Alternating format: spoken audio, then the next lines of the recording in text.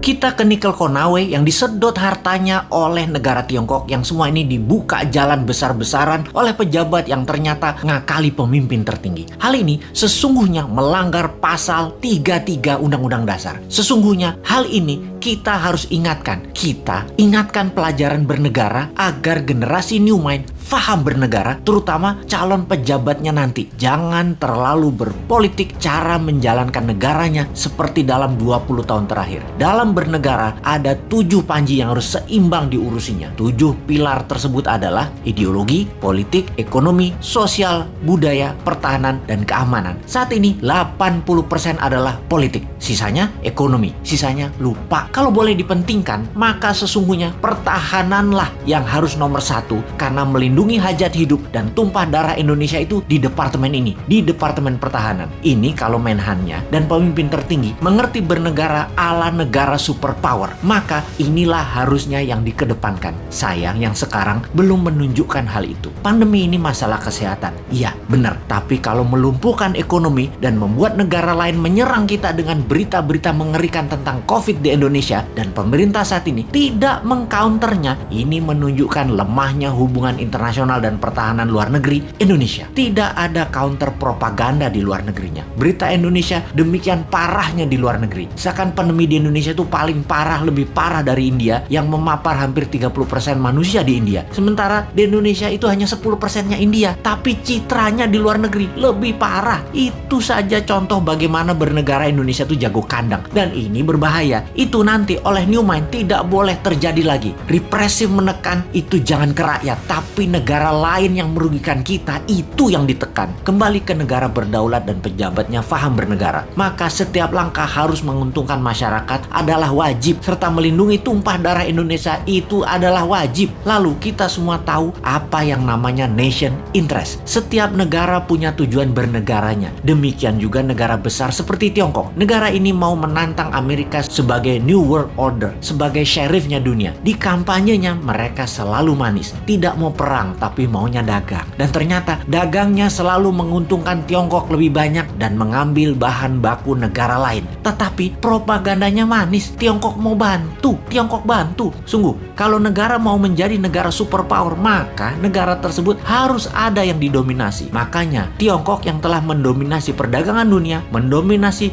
distribusi dunia, mendominasi produk murah, mau mendominasi energi yang namanya baterai. Untuk mendominasi baterai, mereka perlu nikel. Untuk itu, nikel terbesar di dunia hanya ada di Indonesia. Mereka mainkanlah. Pokoknya bagaimana caranya bikin semua orang silau. Tak melihat niat jahat tadi yang terlihat nolong pindah gede-gedean tambang nikel dan pabrik smelter, mengambil secepatnya bahan baku Indonesia mumpung masih berkuasa dan dibukakan jalan. Dijanjikannya Indonesia akan punya pabrik baterai, tapi bahan bakunya dihajar habis dulu sampai habis. 3 tahun lagi rasanya cukup buat mereka hajar habis tambang tersebut dan menjadikan Tiongkok punya cadangan selama 20 tahun ke depan untuk jadi raja baterai dunia. 90% keuntungan nikel adalah kalau dijadikan baterai, dan itu strategi Tiongkok. Sementara kita dapat taiknya Tiongkok. Sudah sejak 4 tahun lalu kita berjuang mengingatkan bahayanya tambang nikel di Sulawesi karena tidak menghasilkan keuntungan apapun buat Indonesia atau kurang menghasilkan keuntungan buat Indonesia.